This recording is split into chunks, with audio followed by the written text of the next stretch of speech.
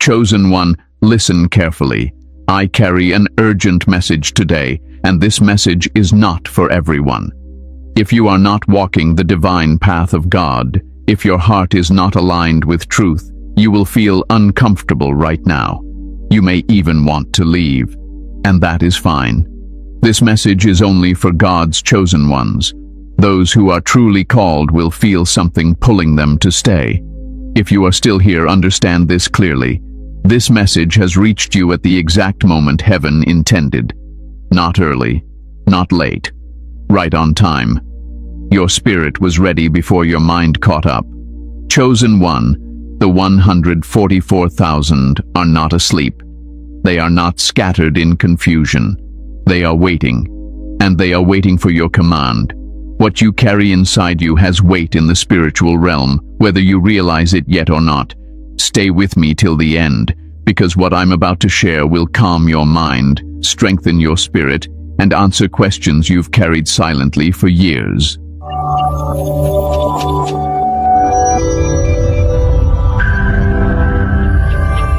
Who the 144,000 truly are, removing confusion and fear. Chosen one, let me speak to you calmly now, the way a teacher speaks to a student who has been troubled for too long. There is much confusion around the number 144,000. Too much fear, too much noise, and fear never comes from God. Confusion never comes from God either. So if something has filled your mind with anxiety, comparison, or pressure, understand this first. That voice was not divine. The 144,000 are not a crowd chasing status. They are not a spiritual elite walking around feeling superior, and they are certainly not chosen by accident. The truth is quieter than what most people preach. The 144,000 are chosen through obedience, refinement, and endurance. Not popularity, not perfection, not loud faith, but consistent faith. Many people misunderstand this number because they try to understand it with ego instead of spirit. They turn it into a competition. Am I chosen? Are they chosen? Who qualifies? And the moment the mind starts asking those questions from a place of fear, it has already stepped away from truth. God does not choose through panic. He chooses through peace. Let me say this clearly so your heart can rest. Being part of the 144,000 is not about being better than others. It is about being entrusted with responsibility. Authority in God's kingdom is never a reward. It is a burden that only the prepared can carry. That is why so few are chosen, not because God is limiting, but because few are willing to be refined without applause. The 144,000 are those who allowed God to deal with them in private. They are people who faced themselves honestly, people who were corrected and did not run away, people who were broken but did not become bitter. They learned how to obey even when obedience felt lonely. They learned how to stay faithful when nobody clapped. You see, chosen one, many believers want the crown but reject the process. They want authority but avoid discipline. They want divine favor but resist divine correction. The 140,000 are different, not because they are flawless, but because they are teachable. God can speak to them and they will listen. God can stop them and they will pause. God can correct them and they will not harden their hearts. This is why confusion was allowed around this topic. Confusion separates the curious from the committed. Those who chase titles fall away. Those who chase truth remain. If you have ever felt drawn to God but uncomfortable with religious noise, that is not a coincidence. If you have ever loved God deeply but struggled with systems that felt empty, that is not rebellion, that is discernment. The 144,000 are not blindly religious. They are spiritually awake. They do not follow God because it feels good. They follow Him because it is truth. Let me address another fear that many of you carry silently. Some of you worry that if you were truly chosen, your life would look cleaner, holier, easier. But chosen one, God does not choose based on outward appearance. He chooses based on inward surrender. Your past does not disqualify you. Your struggles do not disqualify you. What disqualifies a person is pride that refuses correction. The 140,000 are not sinless. They are submitted. There is a difference. They are not perfect. They are purified through repentance and humility. They are people who learned how to return to God quickly. People who do not justify their mistakes, but bring them into the light. And this is important, so listen slowly. Feeling called does not mean you are arrogant. It means you are aware. The enemy has trained many believers to confuse calling with pride. So they shrink, they stay silent, they hide their light. But God does not give awareness to humiliate you. He gives it to prepare you. If you feel a deep responsibility in your spirit, that is not imagination. If you feel watched in the spiritual realm, that is not fear. It is awareness. Authority attracts attention. Light attracts both angels and opposition. That is why your life has been intense. That is why you were tested early. That is why distractions never satisfied you for long. The 144,000 are marked, not on their foreheads as people imagine, but in their conscience. Their spirit convicts them before others do. Their heart responds to truth quickly. They cannot live comfortably in deception. That is a mark. You were trained to hear God quietly. You were trained to value truth over comfort. You were trained to stand alone without collapsing. That training did not come from books. It came from life. And now I want to remove one last weight from your mind. You do not need to prove that you are chosen. Chosen ones do not announce themselves. They move with calm certainty. They serve without noise. They speak when led and remain silent when necessary. They do not rush God. They trust Him. If this message is calming you instead of exciting your ego, that is a good sign. If you feel peace settling instead of pressure rising, that is alignment. God never burdens His chosen with fear. He strengthens them with clarity. So breathe. Let your shoulders relax. You are not late. You are not behind, and you are not confused. You are becoming clear. In the next part, I will explain why you have always felt different, why separation followed you even when you didn't seek it, and why that difference was never a curse. It was preparation. Why you feel different. The mark of spiritual authority. Chosen one, let me speak to you gently now, because this part touches places in your heart you rarely let anyone see. You have always felt different, even before you had words for faith, even before you understood God deeply. You sensed it early. You never quite fit where others were comfortable. And for a long time you wondered if something was wrong with you. Nothing was wrong with you. Your difference was never social. It was spiritual. You see, spiritual authority begins long before public purpose. It begins as an inner awareness that does not allow you to fully dissolve into the world. While others blended in easily, you observed. While others chased noise, you searched for meaning. While others followed trends, you questioned direction. That was not rebellion. That was discernment forming. Many chosen ones carry a quiet loneliness they cannot explain. You can be surrounded by people and still feel alone. Not because you dislike people, but because your spirit does not resonate with surface-level connections.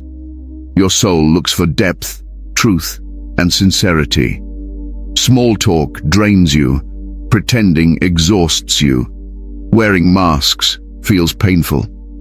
That is because authority requires authenticity. God strips chosen ones early, so they cannot hide behind false identities later. Some of you matured too early. You carried emotional weight before your peers were ready for responsibility. You saw through things others celebrated. You noticed hypocrisy where others saw comfort. That awareness did not make life easier. It made it heavier. And you paid for that awareness with isolation, misunderstanding, and sometimes rejection. Let me say this clearly.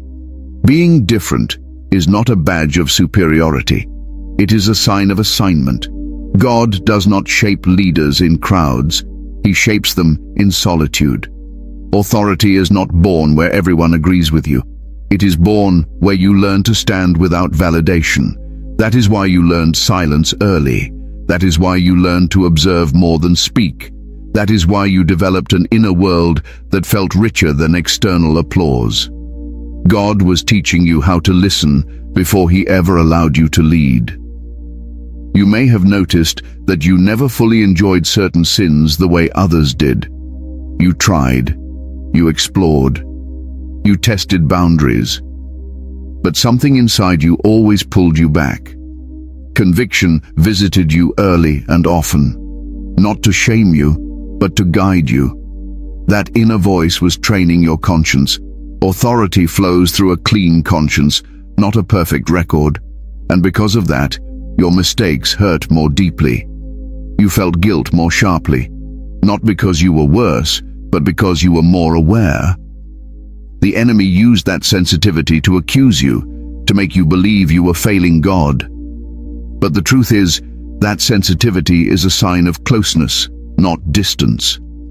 Chosen ones often walk through emotional exhaustion. You give deeply, you feel deeply, you think deeply, and because of that you must learn rest the hard way. God allows fatigue to teach you boundaries. Authority without rest becomes tyranny, even over yourself. So God slowed you down. He made you step back. He taught you stillness.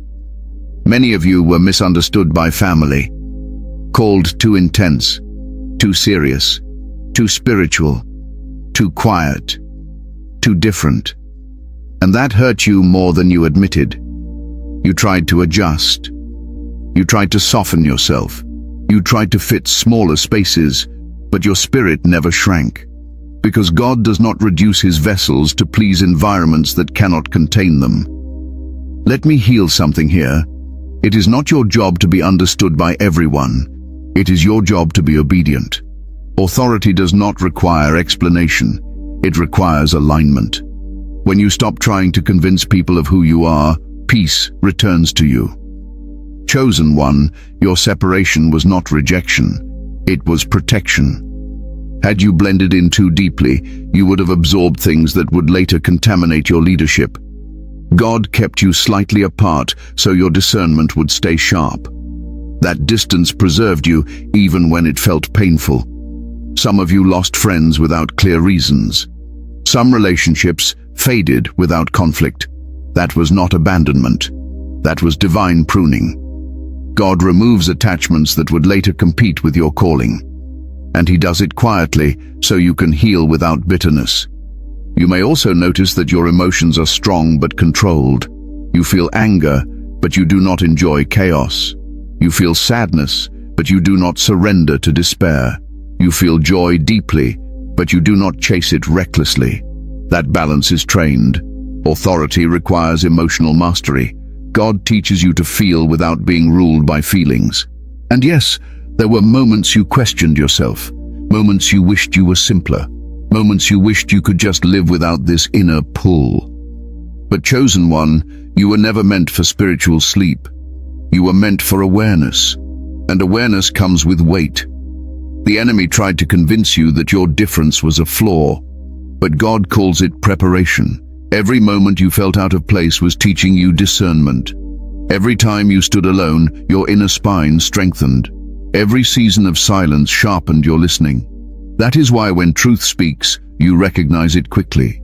That is why you feel disturbed by deception, even when others are entertained by it. That is why your spirit reacts before your logic catches up. Authority recognizes truth instinctively. You were not made to follow blindly. You were made to hear clearly. And now, chosen one, I want you to release the self-blame. Release the shame of being different. Release the pressure to normalize yourself. God never asked you to be normal. He asked you to be faithful. Your difference is the evidence that God trusted you with depth. And depth always feels heavier before it feels powerful. In the next part, I will explain why God intentionally hid you for so long, why your life felt delayed while others advanced, and why that hidden season was the greatest gift He gave you before authority was released. Let me add this final layer, chosen one, because it completes the picture and brings rest to your mind. You were never meant to rush into visibility. That inner pull you feel, the one that tells you to wait, to observe, to prepare, that is wisdom settling in you. God does not hurry his vessels, he deepens them, and depth takes time. While others were building outward lives, God was building your inner foundation. That is why collapse never fully took you out, even when life shook you hard. Notice this about yourself. You recover differently. Pain visits you, but it does not own you. Disappointment hits you, but it does not erase your faith. You bend, but you do not break. That resilience did not appear by accident. It was trained through years of quiet endurance. And here is something very important. Authority is not loud confidence. It is calm certainty. When you walk into a room, you do not need to announce yourself. Your presence speaks. People feel safe or exposed around you, sometimes without knowing why. That is spiritual authority resting quietly. So stop questioning your nature. Stop asking why you cannot live like everyone else. You were never designed for that path. You were designed to carry weight, to stand firm, and to move when God says move. And you are closer now than you think. The silent preparation. Why God hid you before elevating you. Chosen one, this is where many of you have struggled the most, and I know it, because I have walked this path myself. The silence, the delay, the feeling of being ready inside while nothing moves on the outside. Let me tell you something with absolute clarity so your mind can finally rest. God did not forget you. God did not delay you by accident, and God did not hide you to punish you. He hid you to protect you. There is a season when God intentionally removes his chosen from visibility. Not because they are unqualified, but because they are too valuable to be exposed too early. Immature environments destroy unprepared vessels, and premature elevation ruins good hearts. So God steps in and says, "Not yet."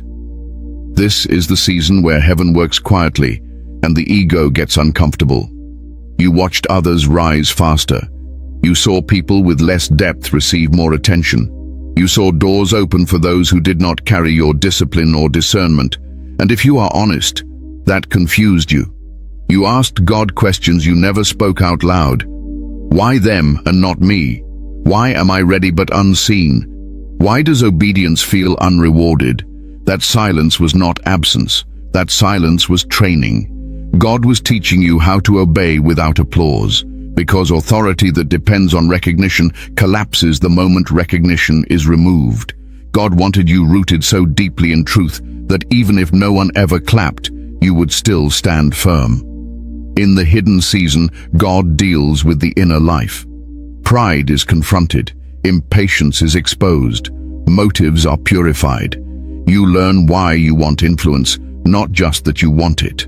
Many people want to lead because they are wounded. God heals you first, so your leadership does not bleed onto others. That is why he slowed you down. You were hidden so you could hear clearly. Noise dulls discernment. Constant attention feeds ego. God separated you so your spiritual senses would sharpen. In the quiet, you learned how to recognize his voice without signs and wonders. You learned to trust him without reassurance. You learned obedience without guarantees. This is where most people fail. They confuse waiting with stagnation. But chosen one, nothing was wasted. While you felt still, your inner structure was forming. You were learning restraint. You were learning patience. You were learning how to sit with unanswered prayers without walking away from God. That kind of faith cannot be taught publicly. It must be lived privately. Some of you felt invisible for years. You served faithfully, yet remained unseen. You prayed sincerely, yet nothing shifted, and the temptation to give up visited you quietly, but something deeper kept you grounded. That was not stubbornness. That was calling. God hides his leaders until they can carry visibility without being consumed by it. Exposure tests character more than isolation ever does. When people watch you, judge you, praise you, and misunderstand you, only those anchored in God survive without losing themselves. And here is something few understand. God hides you so the enemy cannot study you too early. Authority attracts resistance. If you had risen before your discernment matured, opposition would have overwhelmed you. God concealed you until your spiritual spine strengthened. Your hidden years built resilience. They taught you how to endure disappointment without resentment, how to remain humble without being small, how to wait without growing bitter. These qualities cannot be rushed. They must be formed through time. Many chosen ones feel shame for not being where they thought they would be by now. Release that shame. Timing is not punishment. Timing is precision. God is not slow. He is exact. You were also hidden because God was untangling unhealthy attachments.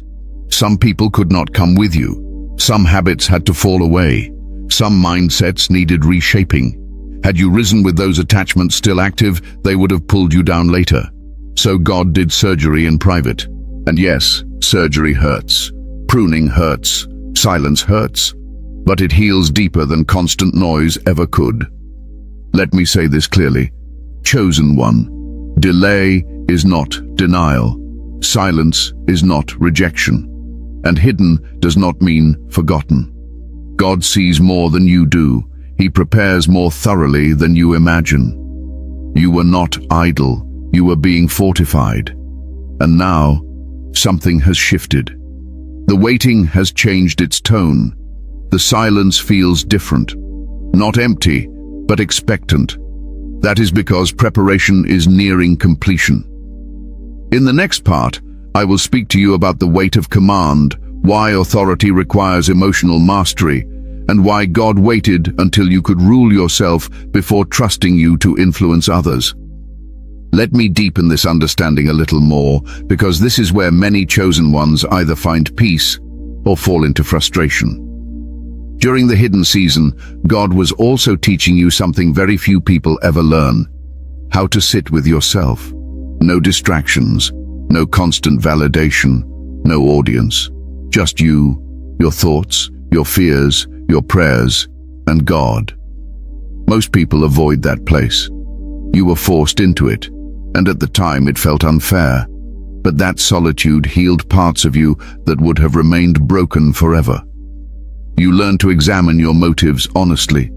You discovered where your desire to be seen was rooted in old wounds. You faced insecurities you once masked with activity. God was not trying to expose you to shame you. He was cleansing you so that when authority comes, it does not awaken unresolved pain. Leadership magnifies whatever lives inside a person. God made sure peace lived inside you first. This season also trained your spiritual patience. You learned that not every urge must be acted on, not every emotion must be expressed, not every battle must be fought. That restraint is power. Authority is not reacting quickly, it is responding wisely, and wisdom is born in stillness. You are also learning to trust God's timing over your own understanding. You saw how limited human timelines are. You realized that rushing often destroys what waiting protects. That revelation will guard you later, when pressure comes to move before clarity arrives. And let me tell you something comforting. God never hides his chosen forever. He hides them until exposure can no longer corrupt them. When visibility comes now, it will not intoxicate you. When praise comes, it will not define you. When criticism comes, it will not destroy you. You are not emerging as someone desperate to be seen. You are emerging as someone anchored enough to be useful. So if you ever wondered whether the waiting was worth it, let this settle in your spirit. You did not lose time. You gained strength. You did not fall behind. You were being fortified. And that kind of preparation cannot be rushed. The weight of command. Why authority requires emotional mastery. Chosen one, now we move into a truth that separates those who are called from those who are trusted. Authority is not given to the most gifted. It is given to the most governed. Before God places weight in your hands, He teaches you how to carry weight in your heart. Many people imagine command as power, as influence, as being heard. But true spiritual authority begins much deeper. It begins with emotional mastery. If a person cannot rule their inner world, they will eventually misuse authority in the outer world. That is why God delayed you. He was teaching you how to lead yourself. Think about the battles you fought in silence, anger you learned to restrain, words you chose not to speak, reactions you felt rising but did not release. That was not weakness. That was training. Authority is not loud, it is controlled. It knows when to speak and when silence carries more power. God watched how you handled disappointment, not just whether you stayed faithful, but whether you became bitter. Bitterness disqualifies authority faster than failure ever could. So God allowed delays, misunderstandings, and unfair situations to test your heart. Each time you chose humility over resentment, your capacity for command increased. You also learned emotional responsibility. You stopped blaming others for your reactions. You stopped expecting people to meet needs only God could fill. You learned self-awareness. You recognized your triggers. You learned how to pause before reacting. That pause is authority in its earliest form. Chosen ones are often emotional, but not unstable. You feel deeply, yet you do not allow emotions to rule you. God trained you to sit with discomfort without exploding or escaping. That discipline separates leaders from followers. And here is something important. Authority without emotional mastery becomes domination. God does not raise tyrants, He raises shepherds. People who can correct without cruelty, who can lead without control, who can stand firm without losing compassion. This is why God refined your empathy. You understand pain because you have carried it. You understand struggle because you lived it. That empathy will keep your authority humane. Power without empathy becomes dangerous. You were also trained to surrender outcomes. You learned that not everything is under your control.